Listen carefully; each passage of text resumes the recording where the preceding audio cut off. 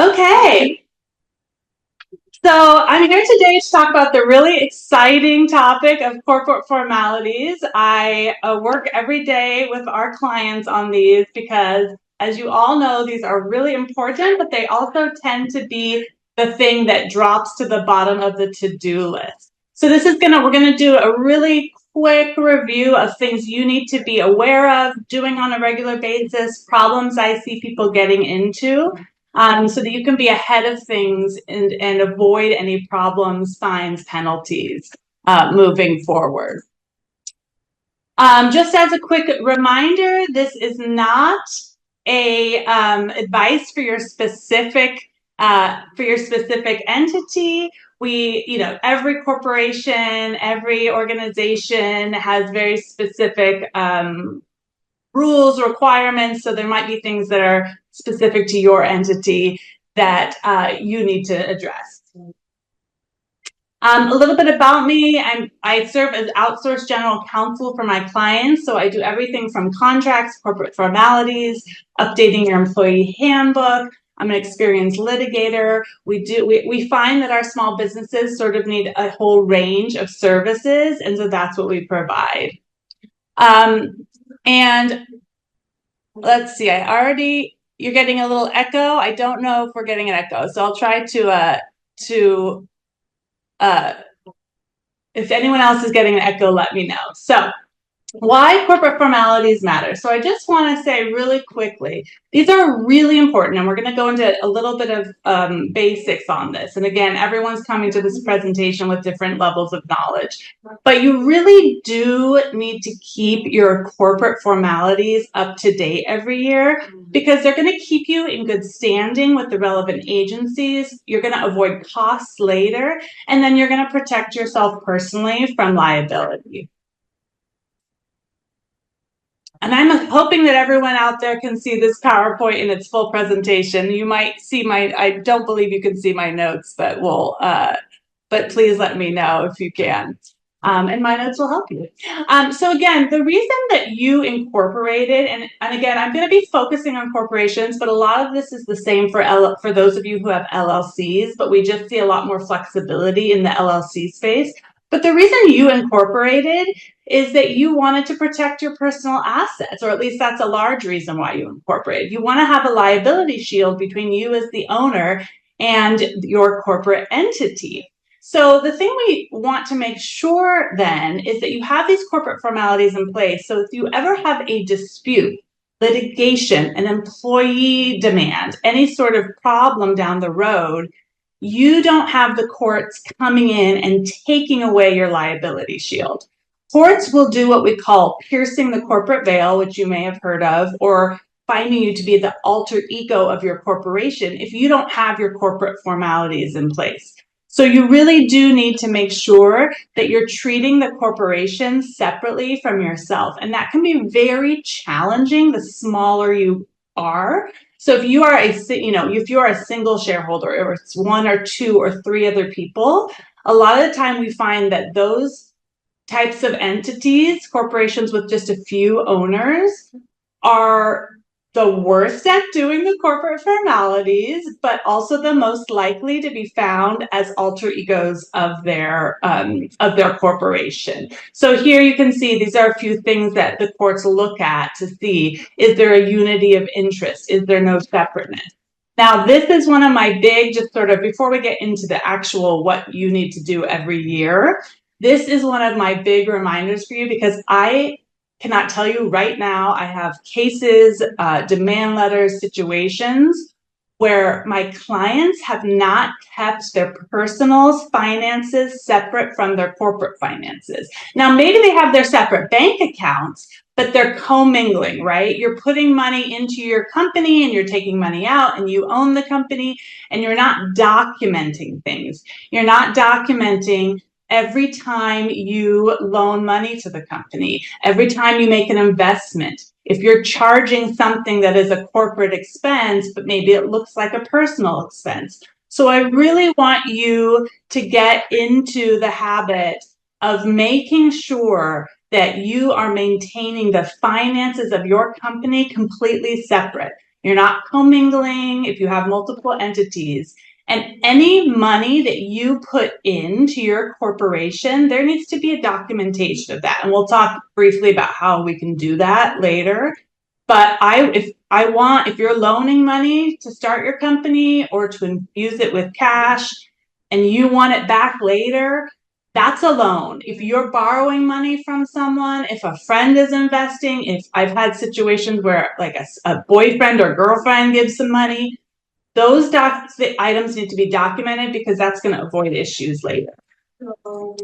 Okay, so first of all, just so we're on the same page, we're going to start with your corporate documents, your government documents, and what I would like you to make sure you have and make sure you do every year.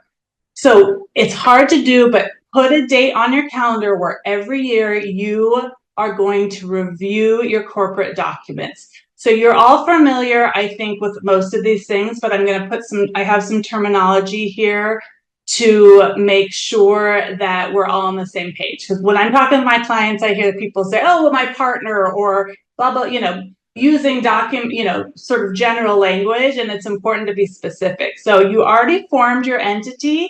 If you're a corporation, you likely have bylaws, shareholder agreements, buy-sell agreements, stock certificates, or you have your operating agreement.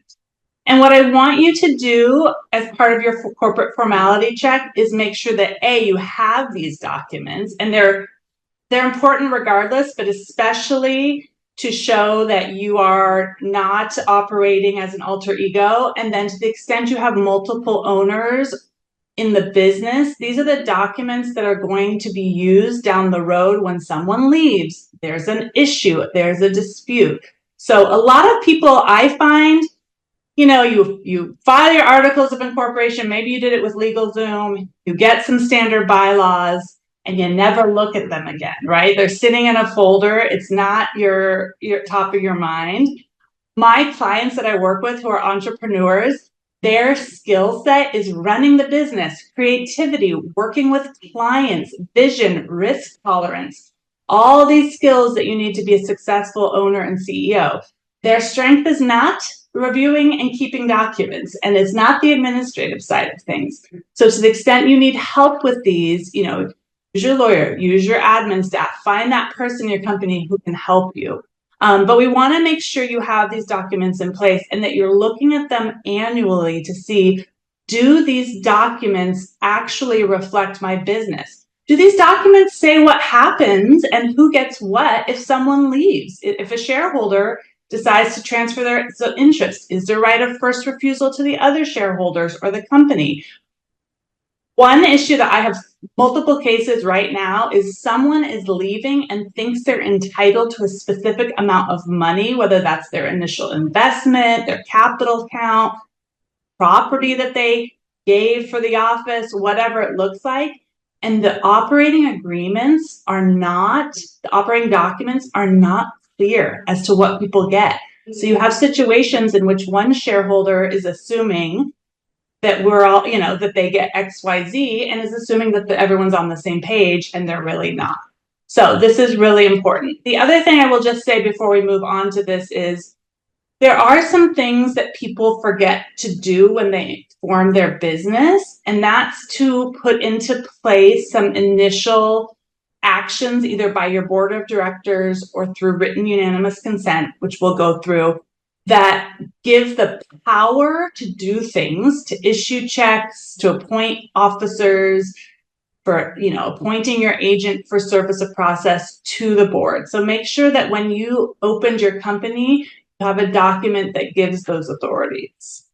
Just a quick few things. These are a few things I want you to check that you have done or that you know about. So I know all of you have your EIN because you have to have that for so many things. And I want you to have on record your California entity number. I want you to go to the BizFile website. You can just, for the California Secretary of State, just if you type in California Secretary of State BizFile, look up your company and make sure that your company, you can do it just by name, and it'll pull up and it'll show your record for your company. And I want you to make sure you're in good standing, that you've submitted your annual filings. One thing that people tend to forget is that you also have to do EDD registration if you have employees, and then of course franchise tax board registration. So again, we want you to review your bylaws and consider whether they need to do any changes as one of your corporate formalities. If you have multiple shareholders in your corporation, and this is also true for multiple members in your LLC, you want to have an agreement between the shareholders and the members that dictates how shares can be transferred, who gets what, how things are managed, and that's going to be on in addition to your bylaws, which is your typical governance. Here's something I want to just pause on really briefly for everyone, because this is something that I find my clients have real issues with, is they do not they have not applied for a local business license or permit. Maybe they have a sales permit, or they think they've done their filing with the Secretary of State, but almost every city that you are operating in requires you to actually apply for a business license. So as your corporate, for one of your corporate formalities this year, I would like you to make a list of all cities that you operate in where you have a business office or you have employees, and make sure you have a business permit from the city that you operate in. Usually these are online applications from the city. Sometimes if you have a building, you have to have like a fire permit or inspection, things like that. If you're an industrial or manufacturer, you also have to have certain permits. But this I find very often is a problem. I'm seeing some comments, Francine, I will get to directors. You do, if you are a corporation, you do need a board of directors. Okay. So again, we're going to stay current. I want, if you're a corporation, to make sure that you're filing your statement of information with the California Secretary of State every year. You also need to file it anytime your information changes. If your business changes addresses, if you change your agent for service of process, if you change your mailing address, you file a new one. It's a super simple process. It's done through the biz file. Give me a call if you need help with it, but you can really do it yourself. And if you don't know whether your statement of information is outstanding, if it's been filed, you just look yourself up on the biz file and it'll show right there your next deadline. If you're operating in any other states, I want to remind you that most other states have similar requirements where you have to register as what's called a foreign corporation. So if you are doing business in other states, I don't want you to just be doing the business without having registered in the state, because there can be pretty serious consequences that flow from that. And that's the same as if you're a foreign corporation doing business in California and you need to be registered here. I don't think this is probably applicable for people here, but if you're a public traded corporation, there's a whole host of other requirements that you have to adhere to. So if you are, this presentation is for small businesses, closely held S corps, your general C corps. If you are, if you have fewer than 100 shareholders and you have waived this requirement in your bylaws, you do not have to do this. But if you don't have that and you don't have it in your bylaws, you do need to issue an annual report to shareholders. And so that's basically an annual report stating the state of the company, the finances. I think it's a really great idea to do. It doesn't have to be bells and whistles and really extensive, but it's a nice thing to have on file regardless in case you ever have litigation. I think everyone's really familiar with the fact that they have to pay taxes on an annual basis, but sometimes my clients forget that they have their, corporate franchise tax, and sometimes they forget to do filings, and you want to make sure that on the franchise tax board, your corporation is listed as in good standing. So you can go ahead and look yourself up to make sure. Let's talk a little bit about this. If you are a corporation, you need to have an annual shareholder meeting. Now, I'm going to remind people that there's a little way around having an actual meeting. if you are pretty small and unanimous in your shareholder, in the way that your shareholders operate. And one thing I just want to say is, if you're an owner of a small corporation, if you're a shareholder, but a lot of times my clients are the shareholder and the CEO and on the board, and that's great. We can do that here in California. But what you need to remember is, in each of those positions, you actually have different roles, obligations, and responsibilities. So sometimes you need to take off your director hat and put on your shareholder hat. And you need to take off your shareholder hat and put on your officer hat. And if that's the case, we need to make sure that when you're executing documents, when you're doing these things like shareholder meetings, that you're doing them in the appropriate hat, if you will. So I want to give you a quick tip. If you're a small corporation and you either have small number of shareholders or you have a small number of board members, maybe you even just are a one-person owner, it feels funny to say, hold an annual shareholder meeting. And my clients say, Emily, you want me to sit down with myself and hold a meeting and have minutes for this meeting? And what I say to them is, I need you to have an annual shareholder meeting to prove that you had it and to appoint your directors or to reelect your directors. But what you can do instead of holding meetings, this is true for shareholder meetings and for board of directors, if you are a small corporate, small number of owners, you can execute what are called unanimous written consents. So what they are, it's just a document and it has to be unanimous. So if you're executing it for shareholder meetings or actions, it has to be all the shareholders. If you're executing it for director meetings or actions, it has to be all the directors, right? If people disagree on things, you have to go into a meeting process. But if you are making decisions, recording things, holding your annual meetings, you can execute a document that basically says, we're executing this unanimous written consent in lieu of a meeting, and here are the things we're doing. We're electing the following directors. Or if it's a directors meeting, we're electing the following officers. I want you to have that document on file for every share. If you don't do meetings, for every annual shareholder meeting since your formation, for every annual board of director meeting since your formation, and for your large, at least once a year, some of your large decisions. That's a bare minimum.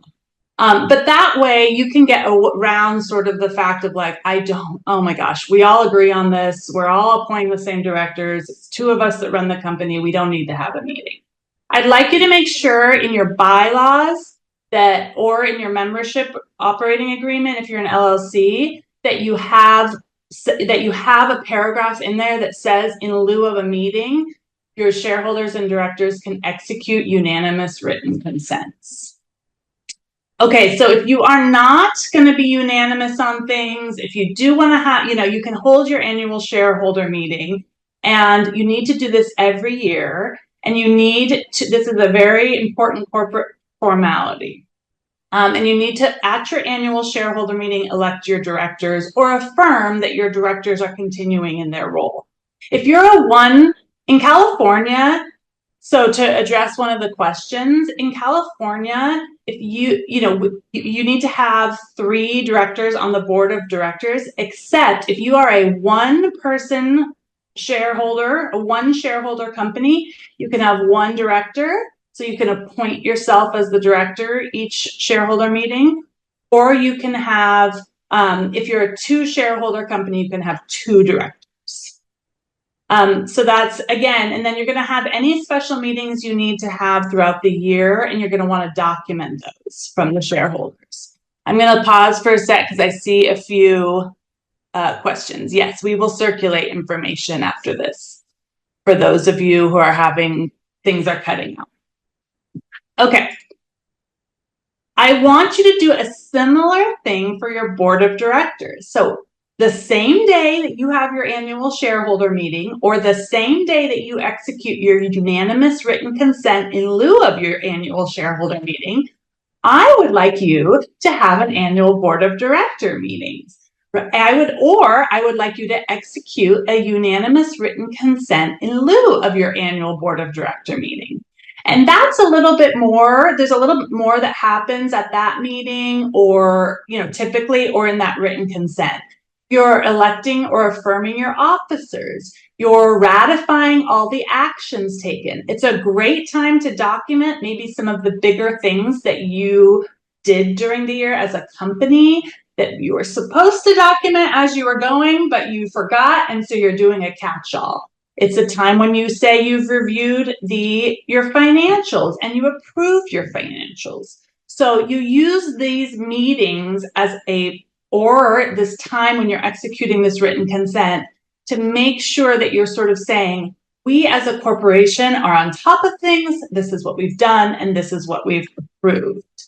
So again, either by way of a meeting or a written consent, you're holding the meeting because that's fulfilling a corporate formality requirement. You're electing your president, secretary, and treasurer, and anyone else in your bylaws. So everyone here, your corporation, you need to have either a president/CEO, you need to have a secretary, and you need to have a treasurer. If you're a one person, one shareholder company, you could serve as all the officers. And then you want to keep written minutes of your board meeting. And I think this is pretty self-explanatory that if you have a meeting, you keep minutes. But what I often see people saying or asking me is, Emily, what level of detail do I need? And so the way you want to think about it is you do not want to dictate everything that goes on in that meeting.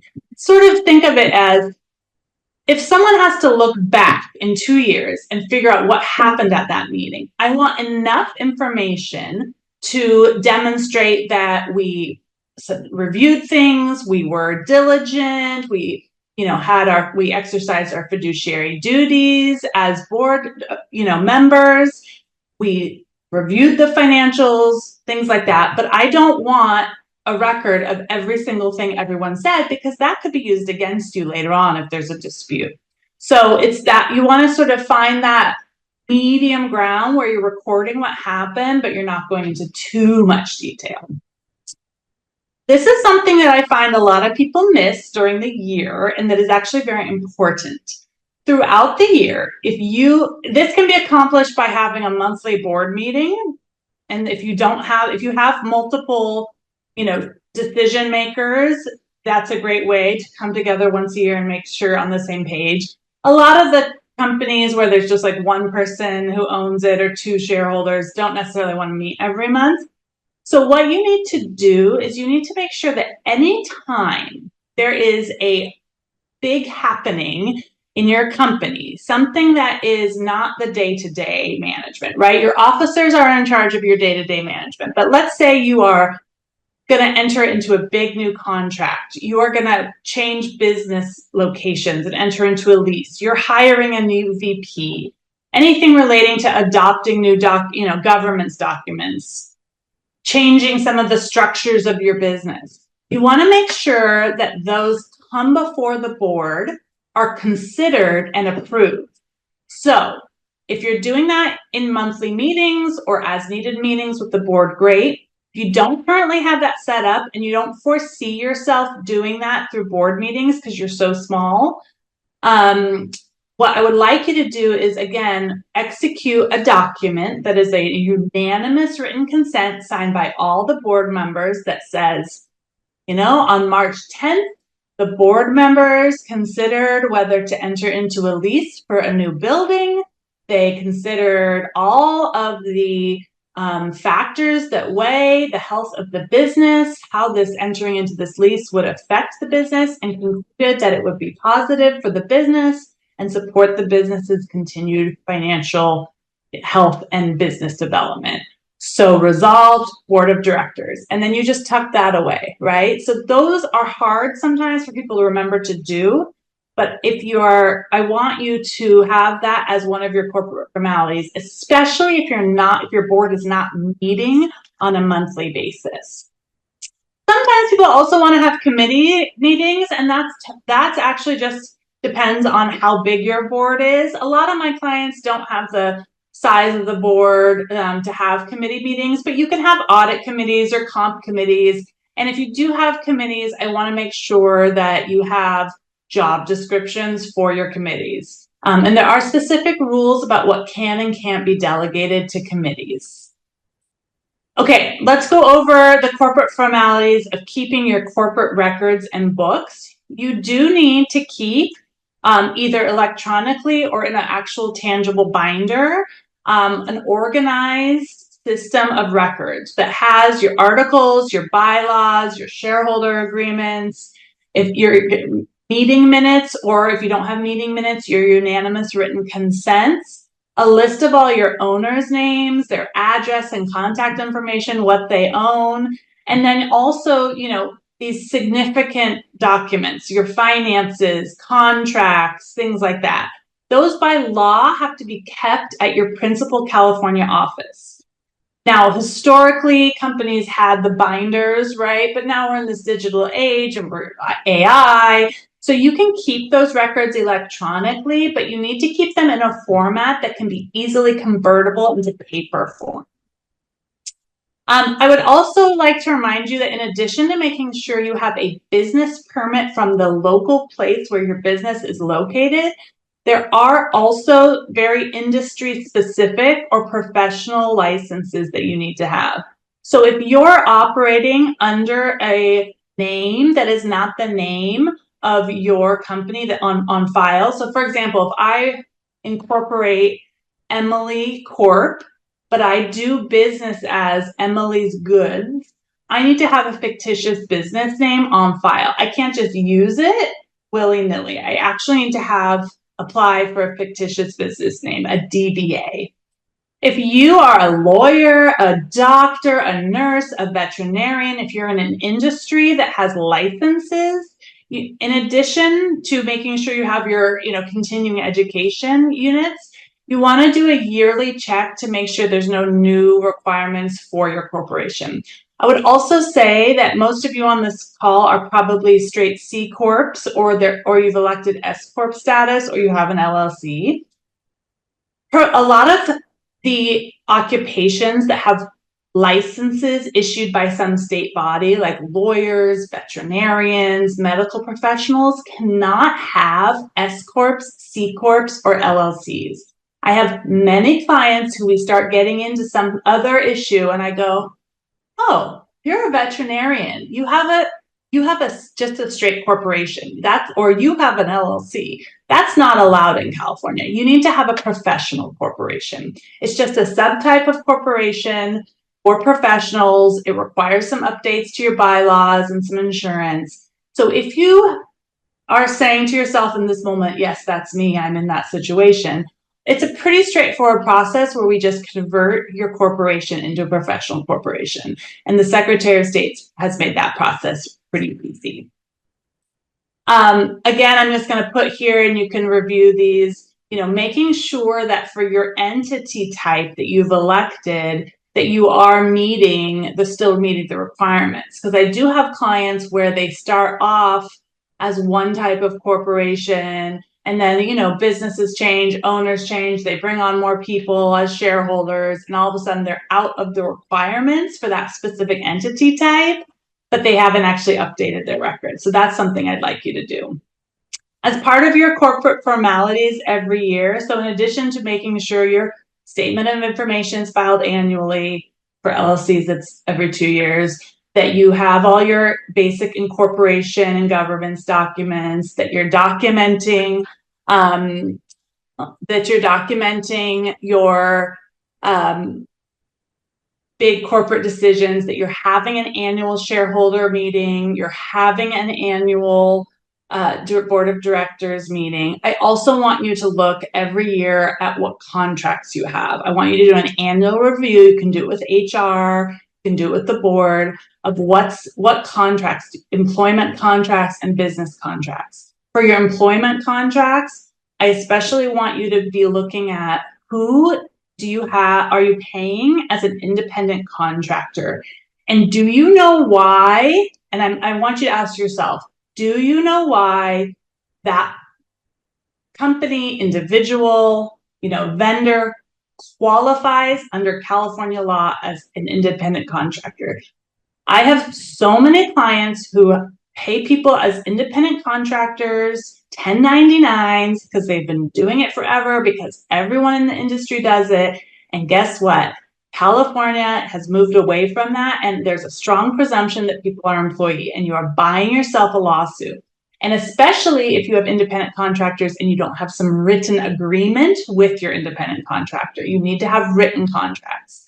And then on the more business side, what I see my clients missing on the contracts is, there's an option for renewal, or there's an automatic renewal date, and they don't have those deadlines calendared so that something renews automatically that they don't want, or they miss a notice period. So every year for your corporation, I want you to be looking at what are the deadlines in our current contracts.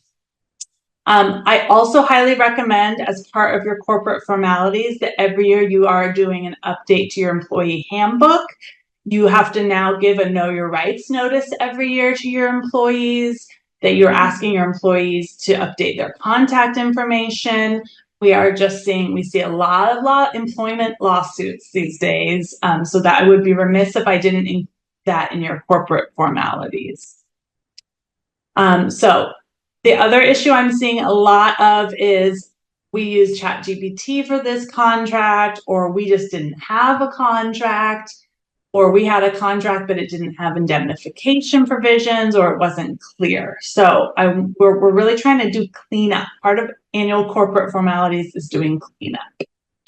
The other thing I would like you to look at and make sure you have, and I think most people do have this, but I want to make sure you know where your policies are your insurance and risk management, piece. So your insurance coverage. Most people have general liability. I think most people on this call know that if you have employees, you absolutely need to have workers' compensation. I'd like to highlight two other forms of insurance that are really popular and can be really helpful. So D&O insurance protects directors and officers of your company from personal liability for decisions they make.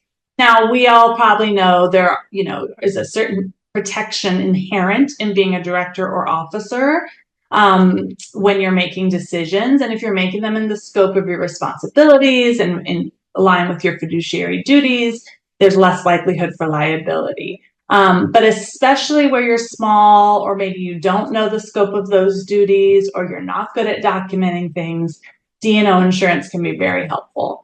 We're seeing more and more companies who are securing cybersecurity insurance. So if you are a company that has a lot of client information, financial information, confidential patents, technology, you might want to purchase cybersecurity.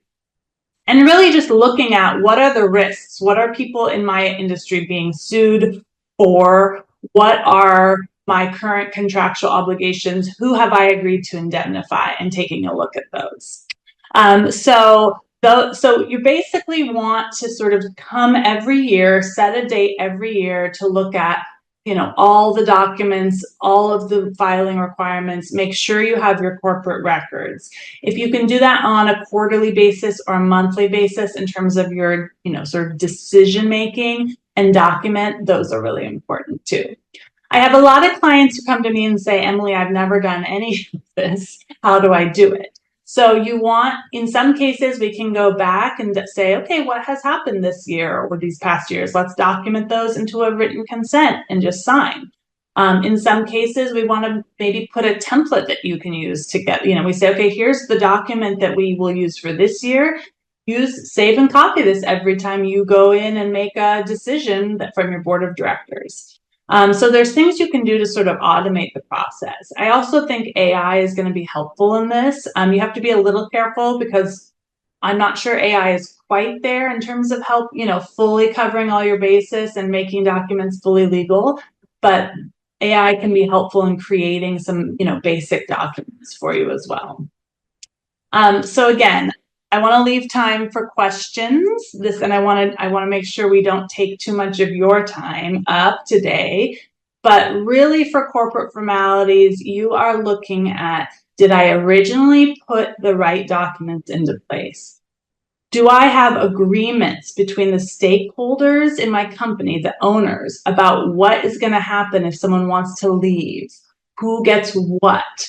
What happens if there's a dispute? Am I holding an annual shareholder meeting and an annual board of director meeting or doing my written consents in lieu of those meetings? Am I documenting big decisions, so not the day-to-day, but am I documenting those on a regular basis? Do I have my business permits and do I have my licenses? If I sell goods, do I have a sales permit? If I manufacture, if I'm a manufacturer, do I have my water board permits for waste disposal? Things like that. Am I keeping all my records clear? I cannot tell you how many clients get sued and then realize maybe it's just an employee suit or business dispute, or it's a, heaven forbid, a shareholder dispute, and these documents aren't in place. It's a lot harder to clean up after the fact. Okay, I'm going to turn over to my what's the D&O and errors and omissions are similar. So yes, if you have it's interchangeable. It's often interchangeable. Go ahead and on your E&O insurance, just double check that it covers your directors and officers, but if you have E&O. The other thing I wanted to say is another insurance option that we see some of our clients purchase is EPLI. So it's employment liability coverage. Similar to if you're a homeowner, some homeowners have earthquake insurance, but some don't because it's very expensive to have earthquake insurance in California. It's a very high deductible. EPLI can be really great to protect you, but it also can be very costly, and depending on the policy, it might have certain exclusions. So you want to really evaluate the risk and the cost there. I would also like to remind everyone on this call that in California, we have really strong mechanisms for individuals in companies to be held personally liable for wage and hour issues, so unpaid wages. So if you are involved in the decision making for wages, and you can be shown that you were in charge and didn't, took action that resulted in someone not being paid properly, you can't necessarily rely on your liability shield. So that's why part of these corporate formalities, you're really looking at, not only are people classified correctly as either W-2 versus 1099, but are your employees classified correctly between exempt workers and non-exempt workers? I have a lot of clients who come to me and say, hey, Emily, I pay this person $60,000 a year as a salary, and they're exempt, and we don't track their hours, and we don't pay them overtime, and we don't track their meal periods. And I say, well, to be exempt in California, you have to meet a salary test that is higher than 60,000, that slightly over 70, and there's also job duties that have to be specific. And so those are the kinds of things annually you want to take a look at. All right. Okay, so Francine, just to go back to you saying you have officers, but you don't have directors.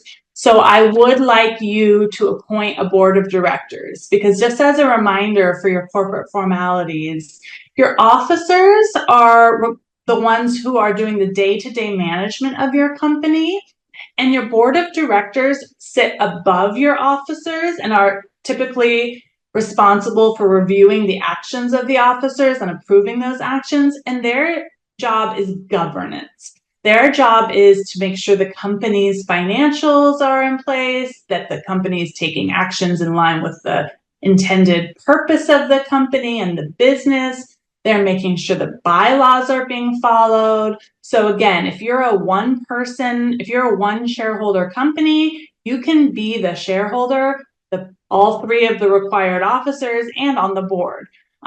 Typically, if you're a slightly larger corporation, you don't want to have an even number of board of directors, because that can tend to lead to deadlock. So 3, 5, 7. It can get unruly if you get above those numbers. It's up to you. But again, a lot of decisions in California, corporate decisions, require either, a 2/3 or a majority, or in some cases a supermajority. And those, percentages for decisions can be in your bylaws, your shareholder agreements. Okay.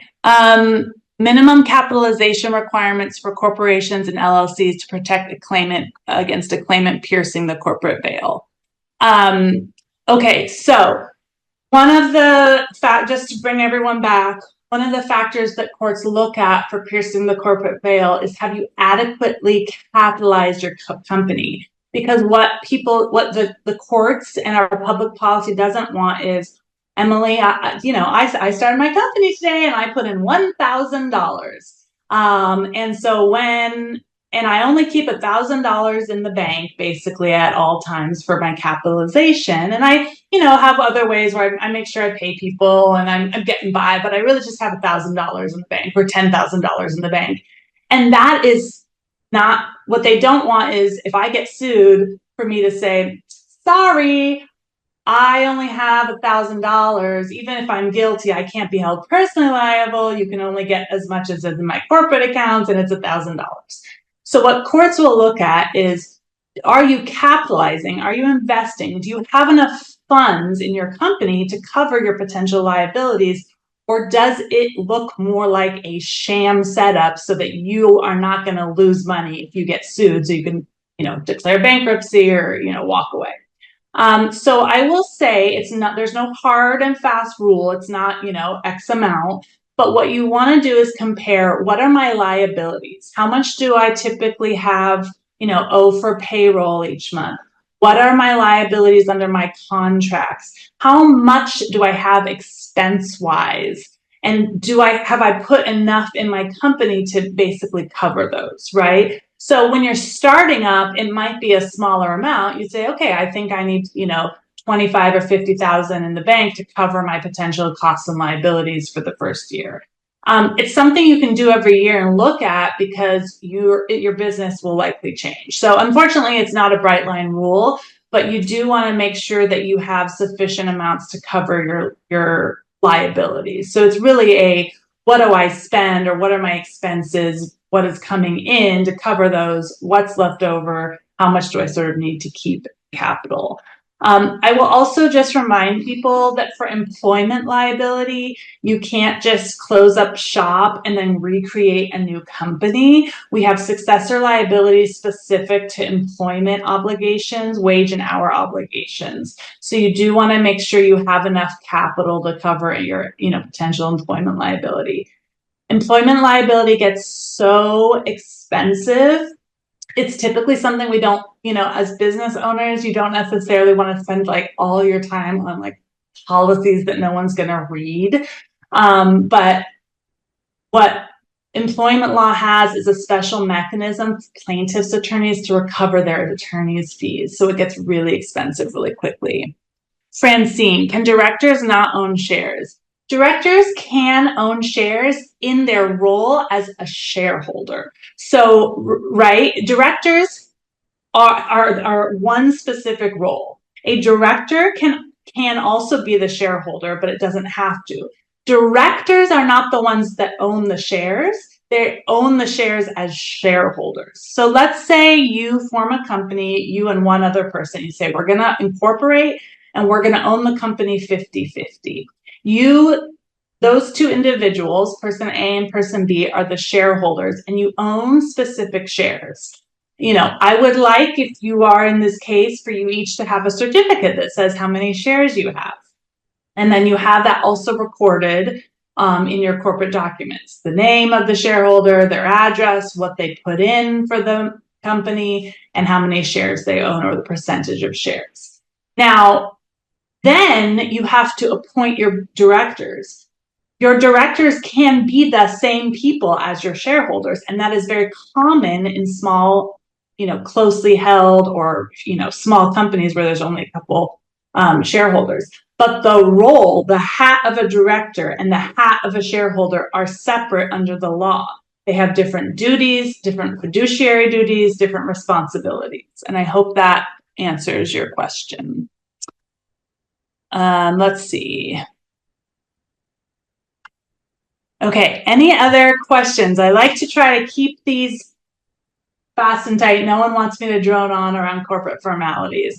But if you're just trying to figure out where to start, look yourself up on the Secretary of State website, make sure you have your permits, and let's start building in processes for you to have these annual meetings or written consents, and for you to be recording these main issues. For those of you who are like, hey, I've done all that, I'm pretty organized, then turning towards your shareholder agreement or your buy-sell agreement, looking at succession planning, making sure that with all the rules that have updated in the employment field in the last couple of years, your contracts and your policies are up to date. That's sort of your next process. And then again, have your team of experts, have a really good CPA. I have a client who incorporated and then just like never filed taxes as a corporation, or asked.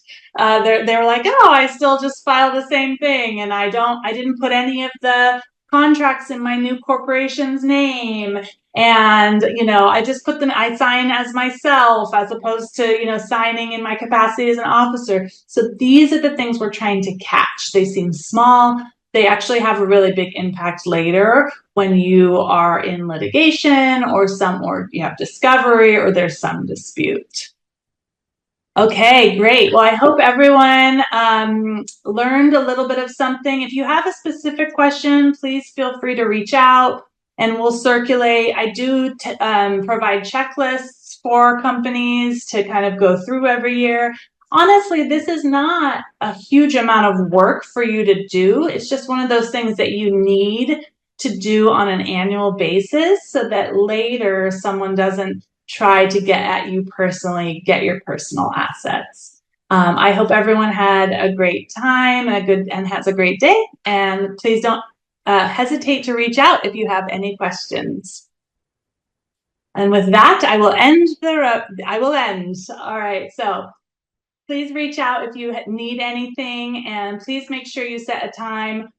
This time of the year, March, April, is really when I recommend that you start looking at this. Your last fiscal year has closed and you can sort of get your ducks in a row. All right, take care, everyone.